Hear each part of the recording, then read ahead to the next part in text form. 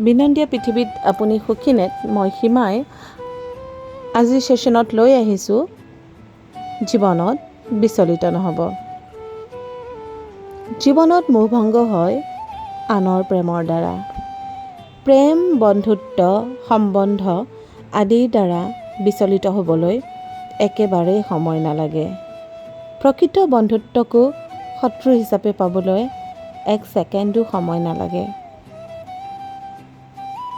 সম্বন্ধ এটা গঢ়োতে গোটেই জীৱনটোৱে লাগি যাব পাৰে, কিন্তু সম্বন্ধ এটা শেষ কৰিবলৈ খন্তেক সময়ো নালাগে।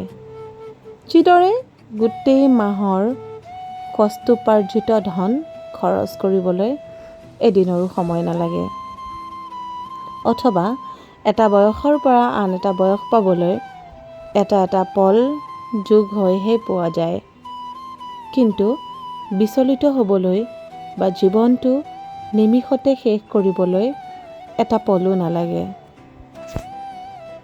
আপুনি বন্ধু বান্ধৱী সম্বন্ধীয় সকলোৰে আস্থাভাজন হ'বলৈ তেওঁলোকৰ দুখ তথা মনৰ ভাৱবোৰ বুজিবলৈ চেষ্টা কৰক। জীৱনত আটাইতকৈ ডাঙৰ কামটোৱেই হ'ল আনৰ চকুলো মুচিব পৰাটো। বহুতে ভবাৰ দৰে জীৱনটো প্ৰকৃততে সস্তীয়া নহয়। জীয়াই থকাৰ ৰংবোৰ মূল্যৱান। জীৱনৰ যাত্ৰাপথত এনেদৰে যাত্ৰা কৰক যাতে শত্ৰুৱে আগভেটা দিলেও আপুনি বিচলিত নহয়। গতিকে আপুনি চেষ্টা কৰিব জীৱনটোত বিচলিত নোহোৱাকৈ। এনে কোনো ব্যক্তি নাই যি ব্যক্তিয়ে জীৱনত বিচলিত হোৱা নাই, কিন্তু আমি সাৱধানে চলিব লাগে।